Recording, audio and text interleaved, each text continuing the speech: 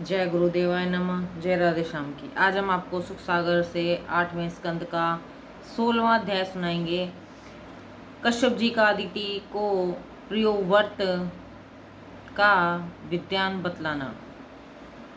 श्री सुखदेव जी कहते हैं, हे राजा परीक्षित, इधर जब बलि के प्रभाव से प्रभावित होकर देवतागण अमरावती छोड़कर भाग गए और तब वहां बलि ने अपना आधिपत्य जमा लिया, दैत्यों के स्वर्ग लेने के पर देवताओं की माता अदिति को बड़ा कष्ट हुआ। वे अनाथ के समान शोक करने लगी। तब कितने ही दिनों के पश्चात एक दिन कश्यप जी अपना उन पतिपरायण पत्नी अदिति के महल में आए। देखा तो वहाँ उत्सव और आनंद का नितांत ही अभाव था। कश्यप जी को देखकर अदिति ने बड़े आगत स्वागत से उन परम तपस्वी पतिदेव को आसन पर बैठाया। तब पत्नी के मुख को उदास देखकर कश्यप जी ने कहा, हे भद्रे, कहो इस समय तुम इतना उदास क्यों हो रही हो? क्या इस समय लोक में ब्राह्मणों को कुछ कष्ट तो नहीं हो गया है? सब कुशल तो है ना? क्या धर्म और मृत्यु के अधीन रहने वाले प्रजाजनों का कोई अकल्याण तो नहीं हुआ है? हे ग्रह, क्या उन सब ग्रहों में कुशल तो है ना, न जिनमें योग न करने वालों को भी धर्म, अर्थ और काम की प्राप्ति होती है? क्या ग्रह धंधों में लगी रहने के कारण से तुमसे किसी अतिथि का अपमान तो नहीं हुआ? क्या तुम्हारे द्वार पर से कोई अतिथि जल द्वारा भी सत्कार न पाकर लौट तो नहीं गया? क्योंकि जिस गृहस्थ के द्वार पर से अतिथि तिरस्कृत होकर लौटता है वे अवश्य ही श्रृंखलाओं की बिल के समान है। हे सती, मुझे यहाँ से बाहर गए हुए अधिक दिन हो गए हैं।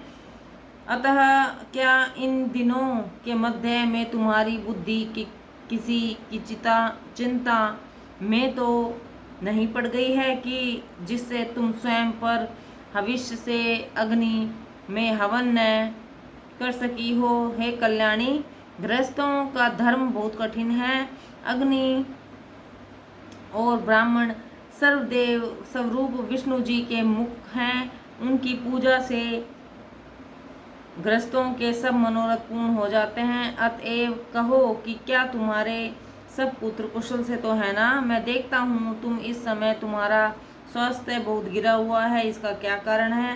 हे परीक्षित, जब इस प्रकार कश्यप जी ने पूछा तब अदिति जी कहने लगी, हे देव, अपने कष्टों को कहाँ तक कहूँ? इधर मुझ पर बहुत से कष्ट आए हैं। अतः आपसे केवल यही प्रार्थना करती हूँ कि आप मुझे कोई ऐसा व्रत, यज्ञ और दान आदि कार्य बतलाइए कि जिसके करने से श्री विष्णु जी पुत्रों सहित कलेश भोगती हुई मुझ दीन के ऊपर शीघ्र ही प्रसन्न हो जावें। तब कश्यप जी ने कहा, हे देवी, एक समय संतान की इच्छा से मैंने भगवान ब्रह्मा जी से पूछा था, विष्णु जी किस उपाय से प्रसन्न होते हैं? तब ब्रह्मा जी ने मुझे एक व्रत बतलाया था। वह व्रत मैं उसी रीति में तुम्हें बतलाता हूँ, सुनो। फागुन के शुक्ल पक्ष में केवल दूध पीकर बड़ी श्रद्धा और भक्ति के साथ 12 दिन तक श्री विष्णु जी का पूजन करना चाहिए। यदि किसी सोते में बन शुक्र के द्वारा खोदी हुई मिट्टी मिले तो उसे शरीर को मलकर स्नान करो और इस मंत्र को पढ़ें। अर्थात, हे देवी, तुम स्थान को चाहने वाले आदि 12 के द्वारा पाताल से उठकर लाई गई हो, अतः तुम्हारे लिए नमस्कार है। मेरे पापों का नाश करो और पश्चात अपने नित्य नैमित्तिक कर्मों को करके भगवान का पूजन करें। वह पूजन पृथ्वी में, सूर्य में, जल में और अग्नि तथा गुरु में भी किया जा सकता है। तब भगवान का पूजन करते समय यह कहें कि हे भगवान, आप सर्व महान पुरुष, सब प्राणियों में बसने वाले वासुदेव और सबके साक्षी हो, इसलिए ऐसे आपके लिए मेरा नमस्कार है। हे प्रभु, आप जानने के अयोग्य सूक्ष्म प्रकृति तथा पुरुष रूप 24 तत्वों के वेता और उनकी उत्पत्ति के कारणभूत हैं। अतएव ऐसे तत्वों द्वारा जानने योग्य आपके लिए मेरा नमस्कार है। आप 2 शीर वाले, 3 पांव वाले, 4 शंख वाले, सूंड वाले, विस्तार करने वाले, 7 हाथ वाले, ऋषिक, यजु और सामवेद रूप तथा यज्ञात्मक हैं। उन आपके लिए नमस्कार है। ईश्वर, आप मंडल में सब विद्याओं से युक्त, सब प्राणियों के स्वामी, अत्यंत भयंकर और सर्वशक्ति संपन्न हैं।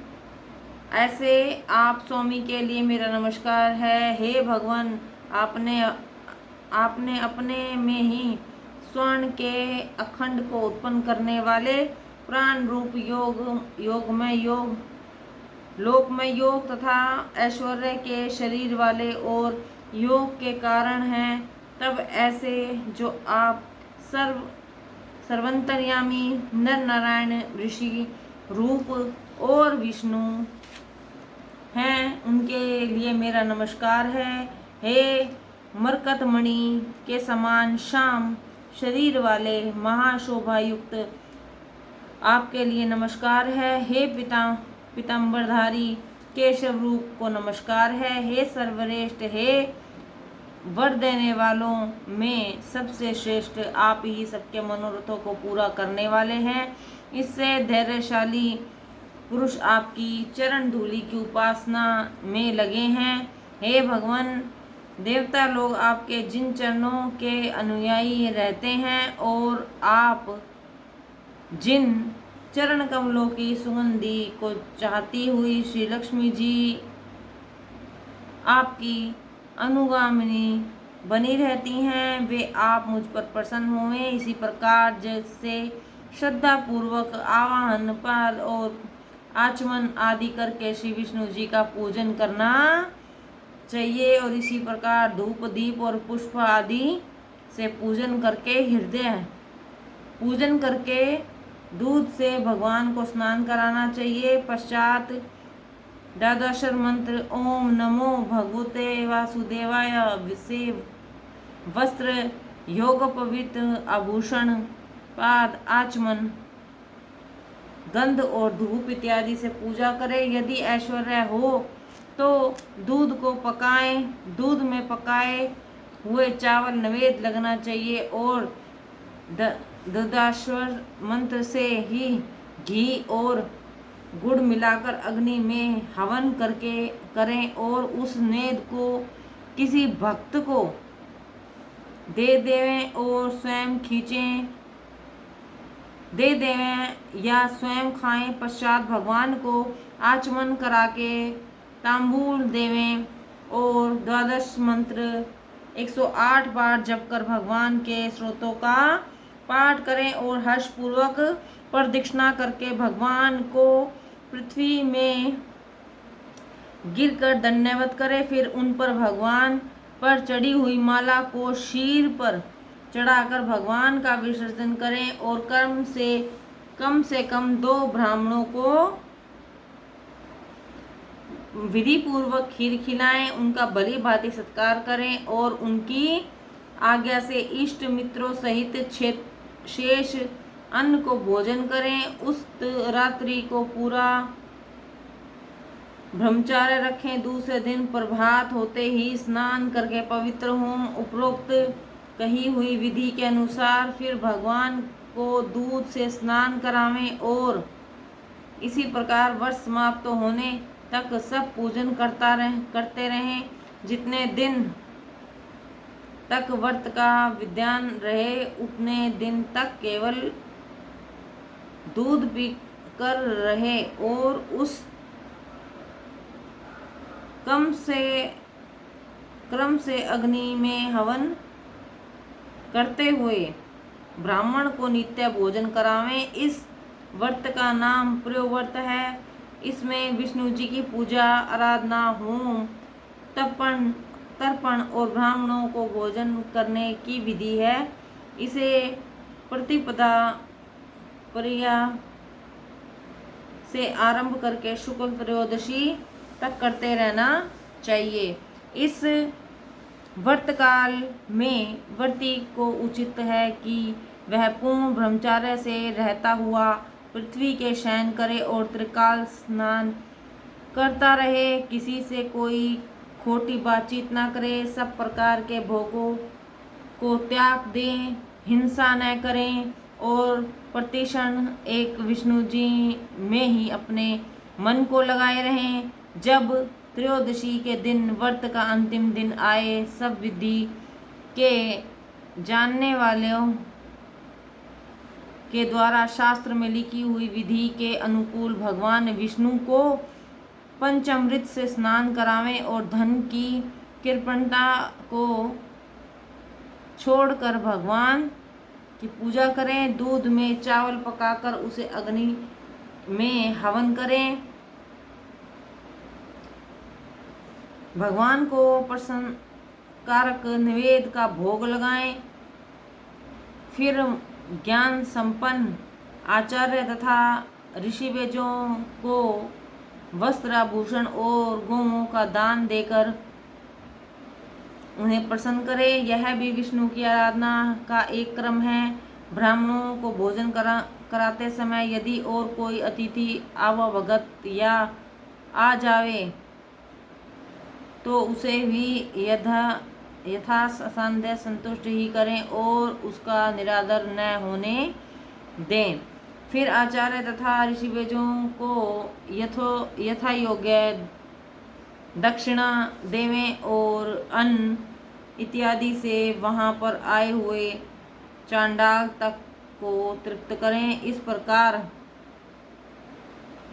जब दीन, अंधे और दुखी भोजन कर चुके, तब आप भी अपने बंधुओं के सहित भोजन करें। साथ ही वह भी समझें कि इस व्रत से विष्णु जी प्रसन्न होते हैं। व्रत के दिनों में गाने बजाने द्वारा भगवान की स्तुति, स्वस्ति वाचन और उनकी कथाओं से नित्य ही भगवान की पूजा करनी चाहिए। हे देवी, इस प्रियव्रत से भगवान विष्णु शीघ्र ही प्रसन्न हो जाते हैं। इसको मुझसे ब्रह्मा जी ने जैसे बतलाया था कि वैसे ढोंग से मैंने तुमसे कहा। हे महाभगो, तुम स्वयं शुद्ध चित्त होकर इस व्रत को पूर्ण विधि के साथ करो।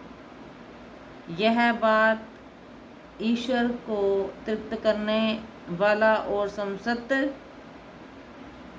तपस्याओं का सार है। इस व्रत का दूसरा नाम सर्वयज्ञ है और इसको स्वरव्रत की भी कहते हैं। हे देवी, वहीं सब तप, दान, व्रत और यज्ञ है कि जिससे विष्णु जी प्रसन्न होवें। अतः तुम भी इसी व्रत को करो। इस व्रत को श्रद्धा पूर्वक करने से भगवान प्रसन्न होकर तुम्हारे सब मनोरथों को पूर्ण करा देवेंगे। जय गुरुदेवाय नमः। जय राधे श्याम।